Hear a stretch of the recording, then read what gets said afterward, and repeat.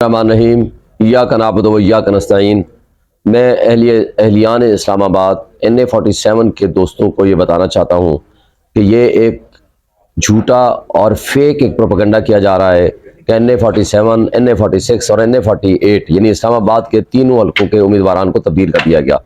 یہ ایک جھوٹی خبر ہے، اس کی کوئی حقیقت اور صداقت نہیں ہے۔ یہ میں اپنے سیاسی مخالفین سے کہتا ہوں کہ چھوٹی سازشیں مت کریں، آئیں سیاست کا مقابلہ سیاست سے کریں، سازشوں سے نہیں۔ الحمدللہ ہم عمران خان کے سپاہی ہیں، ہم کینڈیڈیٹس ہیں۔ میں NA47 سے محمد شعیب شاہین کینڈیڈیٹ ہوں، میرا انتخابی نشان فاختہ ہے، اور جن کا نام دیا گیا ہے شیراز احمد کیانی صاحب، وہ ودرا کر چکے ہیں، ریٹائر ہو چکے ہیں، اور ان کی ویڈیو بھی آ چکی ہے۔ اسی طرح عامر مغل صاحب NA46 کے کینڈیڈیٹ ہیں، اور ان کے مقابل جمشید مغل صاحب وہ کینڈیڈیٹ نہیں ہیں۔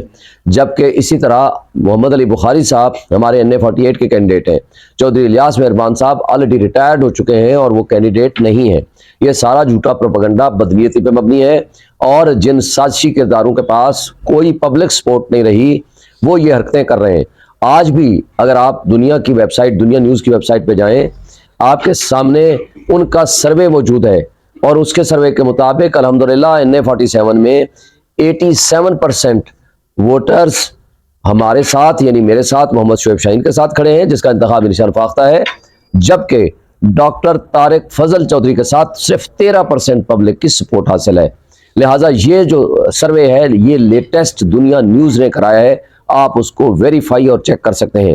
تو لہٰذا یہ سازشی کردار جب سیاست کا مقابلہ سیاست میں نہیں کر سکتے، تو کبھی پولیس کی گود میں بیٹھ کے سیاست کرنے کی کوشش کرتے ہیں، اور کبھی فیک نیوز پھیلا کے سیاست کرنے کی کوشش کرتے ہیں۔ میں ان کو وارن کرتا ہوں کہ ہم اس کے خلاف سائبر کرائم میں بھی رپورٹ کریں گے، اور ان کے خلاف پروسیڈ بھی کریں گے، مگر ہم عوام کی عدالت میں ہیں، اور عوام اپنا فیصلہ انشاءاللہ دے چکی ہے۔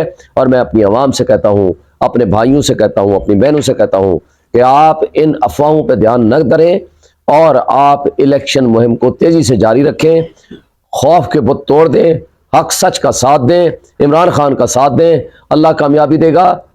تو انشاءاللہ عمران خان کو بھی انصاف لے کے دیں گے، انصاف کو دینے کا سبب بنیں گے، ملک میں معاشی استحکام کا بھی سبب بنیں گے، انشاءاللہ ملک میں نظام انصاف اور قانون کی حکمرانی کے لیے بھی کام کریں گے۔ شکریہ۔